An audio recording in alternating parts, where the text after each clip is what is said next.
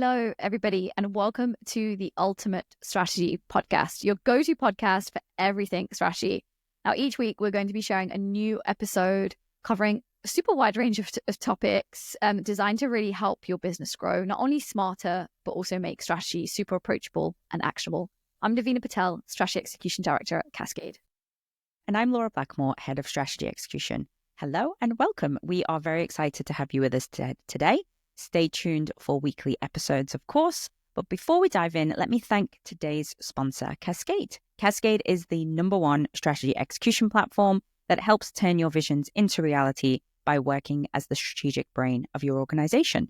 Thousands of businesses around the world use Cascade to plan, execute, and track their strategies all in one central place, improving efficiency and speeding up decision-making. By successfully executing their strategies and their plans and bringing their teams on board, our customers are making a huge difference, from deploying life-saving vaccines to engineering the fastest Formula One car and more. And if you want to get your team moving forward with your vision in one central platform, check us out at our website, and we'll leave the link in the episode notes as always. Now, let's get started. Devina, why don't you kick off today's topic? Okay, so today we are going to hit you with some stats to kick us off. So according to a study by PwC in 2024, 45% of CEOs believe their company will not be viable in 10 years' time if they stay on their current path. Now, wow. I'm going to repeat that again. That's nearly half of CEOs they surveyed believe that their company won't be around or won't be successful if they don't change their path. I think it's quite an alarming stat, Laura.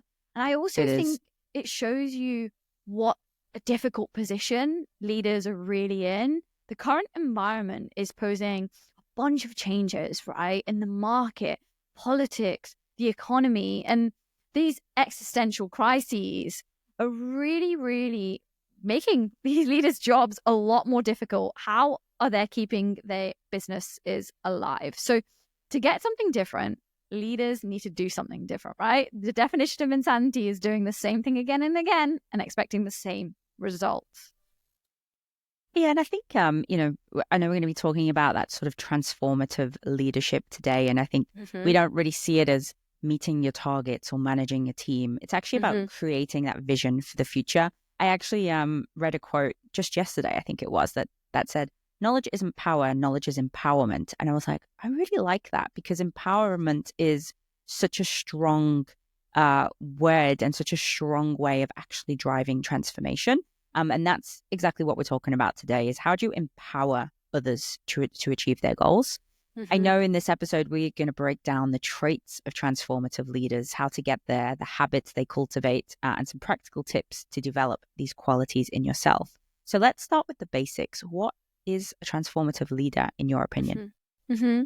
So I think that term, right, transformative leader, I think it's someone who doesn't just focus on incremental wins and improvements and even just kind of the finances of your business, right, or the health in that way.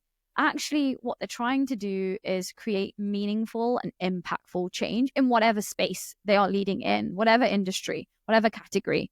And they're inspiring their teams to think bigger, embrace innovation, and also take ownership of that future. Transformative leaders, in my mind, Laura, they don't just react to change, right? But they drive it. They do something different. And I think they create environments where people feel motivated to contribute their best ideas and take bold action. I like that. And I think one key difference between sort of the traditional leaders and the really transformative leaders that we see in the news, especially lately, big tech leaders, it's their mindset. It's really about seeing big challenges as opportunities from growth rather than just obstacles that are getting in their way. And they have this almost relentless pursuit to make change. They have relentless pursuit to build something big. If you think of something like electric vehicles, in the past it was like, why would we want an electric vehicle? Whereas now, obviously, you see them on every other driveway. I know, they're everywhere. And so now. It's that sort of, I see it as relentless pursuit, but also, I want to make the change, and so I'm going to lead it. And I think that mindset really trickles down to the entire team when you have a leader like that. And that leader's focused on the possibilities and, that relentless pursuit to get there, the team starts thinking that way too, and you almost you drive that way together. Mm-hmm. So maybe now, Laura, let's talk about some of the traits of a transformative leader, right? So our listeners can really start to embody them. What comes to mind first for you?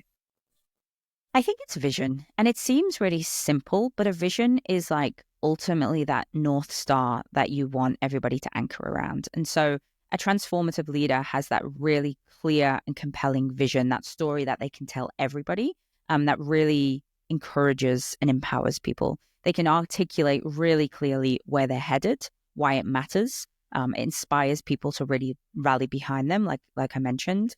And I think, and I'm thinking about call I was on this week with an organization that has a super, super strong vision. It's just really meaningful. And everybody who works for this organization really buy into that vision and they really want to see it come to fruition. And everybody, again, is like relentless at trying to get there. And it's interesting because that vision doesn't have anything about revenue numbers. It doesn't really talk about the ambitious growth that the company is actually going for, but it talks about how they're genuinely making an impact on the world. And I think that's empowering people. And it's simply 2 sentences. So I think that's, something that shouldn't be underestimated. I think the next one is emotional intelligence, the ability to connect with your people, to understand their motivations and build trust. So I think it's those 2 things for me. And hopefully as people are listening, they're maybe thinking about people, maybe their own leader or leaders they've worked with in the past, where that vision was clear, maybe kept them at that organization, but they had really strong emotional intelligence as well. Mm-hmm. I love that emotional intelligence piece, because I think that's also such an important thing for being a leader beyond your expertise and your skills, right? Your CV, your resume. I also don't think, Laura, we should forget about adaptability. I think that is such an integral trait in any leader, right? Whether you're the CEO or just a team manager. I think transformative leaders are super flexible, they're agile, and they're really open to change. And that is also change in themselves, change in the ways that maybe they've done things in the past. It's knowing that they can, face their setbacks, face challenges, but they don't get stuck in their ways. They're actually constantly learning and evolving. And I think that's also broader to being open-minded and humble enough to be a continuous student as well, even if they've built a successful business, right? And I'm thinking also about some of these creative entrepreneurs who are now CEOs of big tech conglomerates. They also are students at the heart, still learning and still growing. And I think another one maybe as well, Laura, just to add to that, is resilience. I'm just thinking about it now. I think transformative leaders also need to be resilient in that pursuit, that relentless pursuit that you said. I love that. And I think, something that was coming to mind when you were talking then about like the adaptability and like this, pursuit to face challenges. One brand and leader that came to mind was the Blockbuster story. I always think of that one as like, they had this incredible, phenomenal growth and were opening hundreds of stores a month. And then all of a sudden, they didn't stay adaptable. They didn't stay resilient. They didn't actually keep pushing forward. And I think that ultimately was their downfall, is that they didn't have that strong vision for the future, or they didn't iterate on the vision. Maybe it was a little bit stale with the advancement of technology. But I think that's like one of those really clear ones. I don't know how much this fitted in with it, but I think one more I would mention is empowerment. Again, that really nice word we mentioned at the beginning. Mm-hmm. Transformative leaders don't micromanage. They trust their teams. And, maybe if Blockbuster had trusted their teams to go, hold on a minute, there's something happening over there. I think we need to pivot and give them the tools and autonomy they need to succeed. So I think you've got to have that really nice blend of empowerment and not micromanage your teams. But to bring this to life, let's look at a few examples of leaders who stand out to you. Who would you pick? Mm-hmm. So I was thinking about this before we kind of recorded this episode, and one of the examples that I have is the current CEO of Microsoft, Satya Nadella. Now, he took over the business 11 years ago, so in 2014, and he actually really made a big impact and shift in the company culture. Now, it was one of intense competition before. Everyone knows it was quite a competitive place to work for in the tech world. I kind of think about it when it was more related to kind of who's doing what within the business and, which team is working the best and the smartest. But actually his leadership style is very empathetic and also quite innovative. And he actually has taken Microsoft on a big journey, kind of throughout the last 11 years. And this humility in his leadership, because he's also decided to retire some of the facets of their business, which I know strategy management, for example, it has been one arm that they have decided to retire. It's almost humbly stepping away from some of the subcategories that Microsoft were trying super hard in. And again, that's a leader in my eyes that's taken a look at what their teams are doing and said, hey, maybe we should be focusing our efforts on something else, right? And I think about Power BI and all the amazing things that they've been doing there, they've really doubled down on that area of that business. And I think, in this particular leadership example, there's so much kind of innovation, but also humility in the way that the organization's been led. I like that. Yeah. And I'm thinking back to my time at Microsoft, like the amount of things that was like, no, this no longer aligns with the vision. I'm thinking something like the Bing search. We also developed like a sort of Google Maps competitor, and it was like, nope, they no longer fit with the vision. And so having that humility to be like, we didn't get it right. We're going to, reprioritize. Yeah, exactly. I think that's another example. I think another example for me would be the former Prime Minister of New Zealand, her leadership during crisis. And I know it's not really a business example, but I think, that we had the Christchurch shootings. Yeah, real life example. Obviously, the COVID pandemic. It was marked by compassion, decisiveness, transparency, an incredible leader. And I think these are both examples of leaders who have inspired change, not just within their organization, but on a global scale as well. I love that. And what they have in common, right? We're talking about the CEO of Microsoft and a former PM of a country. Actually, their ability to connect with people, right? To understand human beings, to stay true to their values and create an environment where innovation thrives. I think that is such a special thing. And I always say this, I'm sure some of the team get tired of me saying this, but strategy equals humans. It's people who are executing on your strategy. So you've got to understand the fundamentals of how humans work in order to execute your strategy. It's one and the same, right? So I love that these leaders can really connect with people. I love that. You need your people to execute the strategy at the end of the day. It's not going to go anywhere. Flipping the script a little bit, let's talk about practical advice. How can someone develop transformative leadership skills? I think for me, an incredible starting point that I think is useful for everybody, whether personally or professionally, is self-awareness. Transformative leaders know their strengths, but also their weaknesses, and they're always looking for ways to grow. What do you think?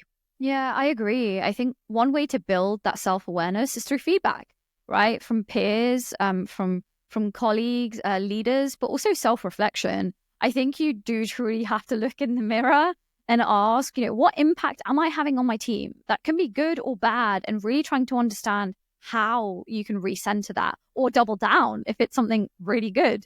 And another tip I'd probably have for our listeners is communication, right? Transformative leaders are storytellers in my mind.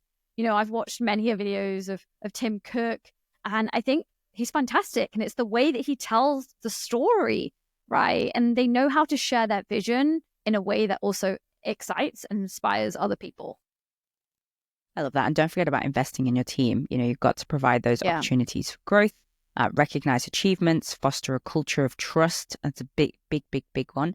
And collaboration. And finally, embracing a learning mindset. I think we've talked about that a little bit, but reading, networking with other leaders, staying curious. The more you expose yourself to new and greater ideas, the more that you can innovate and inspire those around you as well. Right. And of course, we're saying all this, but being a transformative leader isn't easy, right? Take time. So maybe let's explore some of the common challenges and how leaders can overcome them. I think one big challenge to leadership is resistance to change. people are exactly that, human beings, and they can be hesitant to step out of their comfort zone. So to overcome this, really foster that strong communication, involve your team in the journey and the change processes. When people feel heard, they're more likely to buy in. I like that. And I think another one, and this is something that really hits home with me because it's a skill that I feel like I've really developed over the last probably more so 3 years, but is resiliency. Especially working in sort of the tech landscape or even strategy, there's a lot of setbacks. There's a lot of setbacks when you're working with strong leaders and different personalities in different industries. But I think those real transformative leaders that I've seen in the past need to balance that optimism with realism. I think acknowledging difficulties whilst maintaining forward look and perspective is not an easy thing to do, but it's kind of necessary. And then obviously there's the challenge of staying adaptable. Change is constant, especially the world that we live in right now. It's almost every day. It's kind of this, back and forth roller coaster that different things are changing. There's new developments all the time. And so leaders really need to be able to pivot when necessary, but not kind of, shying away from the vision that you set. I think if you've set that strong vision, really staying grounded and on that path, but making little intricate pivots along the way, I think is the best way to think about that. It's really well said, Laura. And I guess to wrap this up, what you should take away is that being a transformative leader is more than just achieving results, right? And it isn't something you're born with. It's something that you can develop through self-awareness, through developing that vision and consistent effort. It's a muscle that you can work out. Definitely. I love that. Well, we would love to hear from you. How have you developed your transformative leadership muscle? What's your definition? Share your thoughts and experiences with us in the comments or drop us a message on LinkedIn if you wish. And if you enjoyed this episode, make sure you subscribe, share it with a friend, leave us a review. We'd love to hear what's resonating with you and how this is helping you in your day. Absolutely. And make sure to tune in to next week's episode as well. We'll be talking about another exciting topic. And it will be filled with practical tips that you don't want to miss. Of course, we always bring the practical tips for you.